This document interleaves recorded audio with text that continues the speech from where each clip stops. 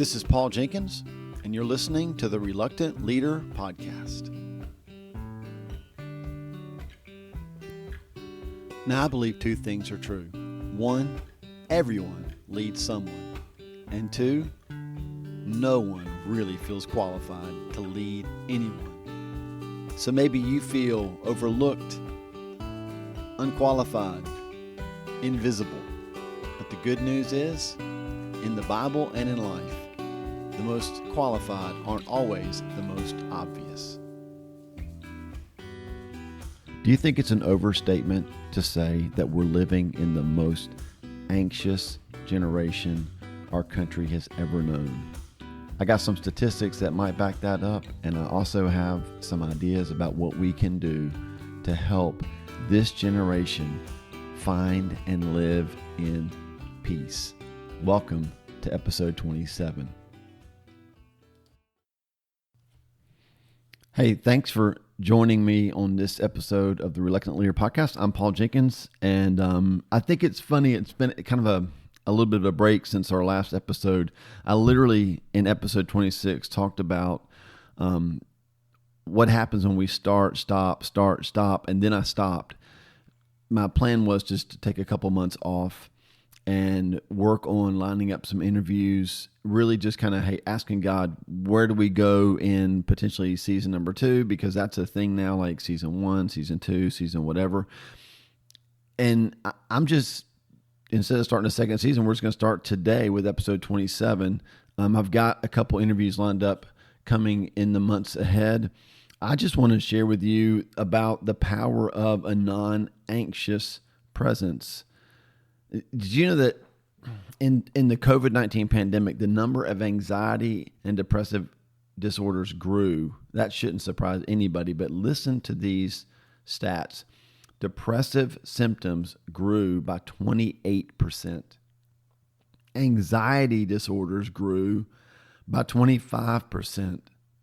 And the age group that's affected more than any other age group is 18 to 25 years old, which also shouldn't be a surprise, but they literally experience mental health crises twice as often as people 50 and over.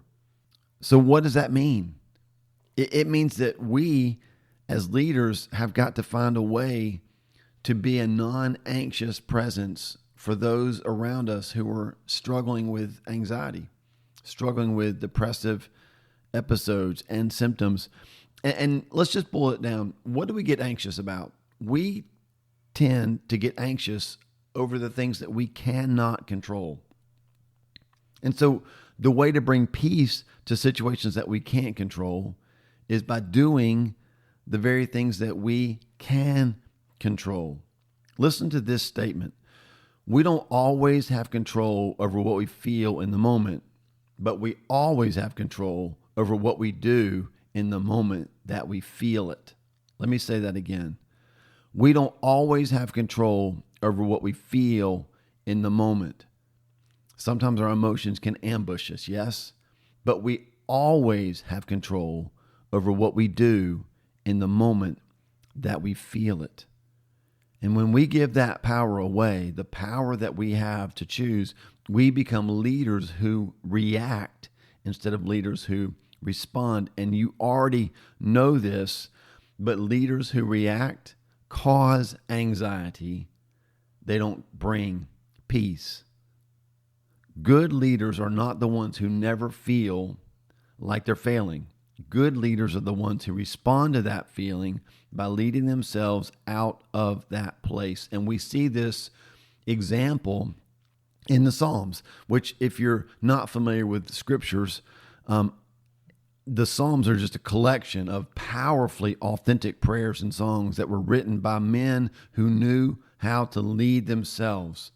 Too many people in today's church are in leadership positions because of charisma instead of character, and that only sets the leader and the church up for future pain and failure, because our charisma takes us places that our character cannot sustain us.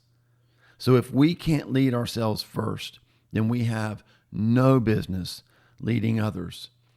Part of leading ourselves is navigating the normal feelings of anxiety that anyone leading others is going to feel. Like anybody who leads other people is naturally going to feel not enough, inefficient, ineffective. We're going to feel like we can't lead people authentically.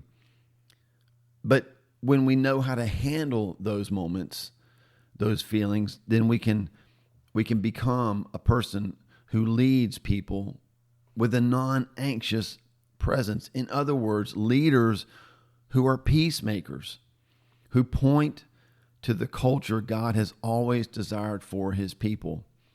In the words of John Eldredge, we would become leaders who create what he calls outposts of Eden.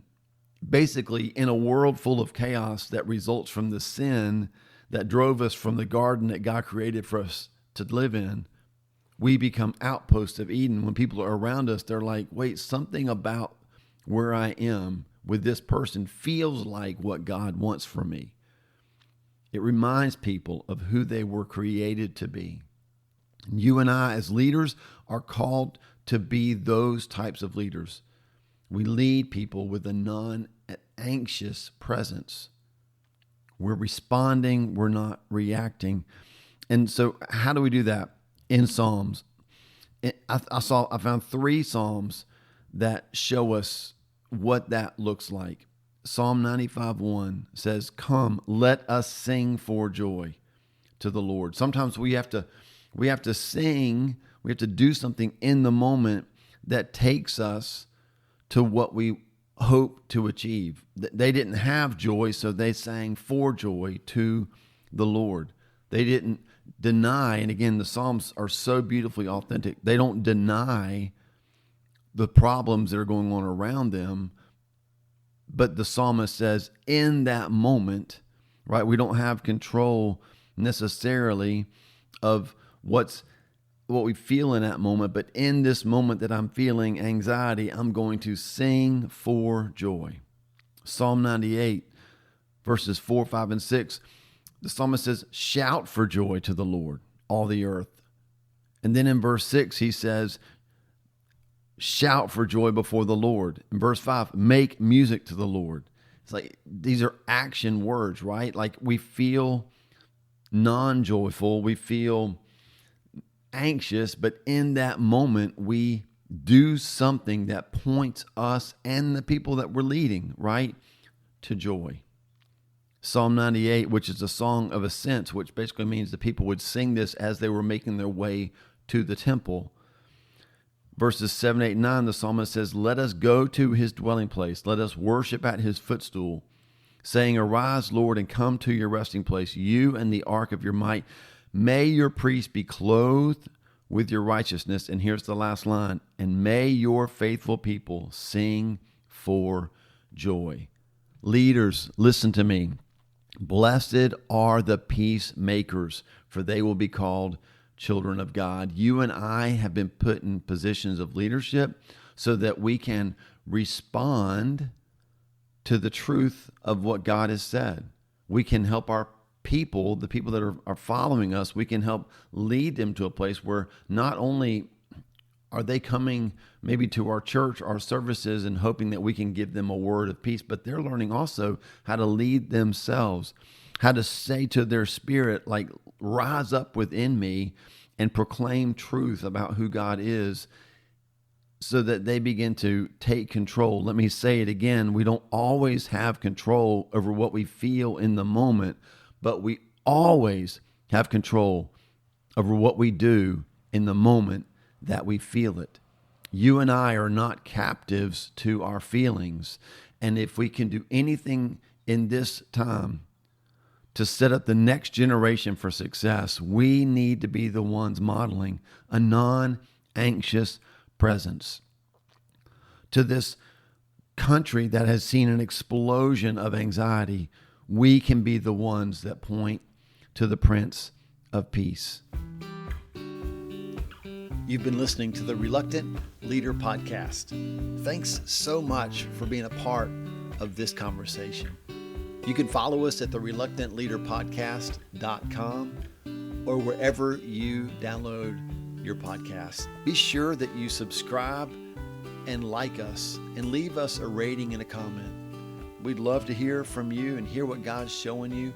And remember this, no matter how reluctant you feel, keep saying yes, and He'll do the rest.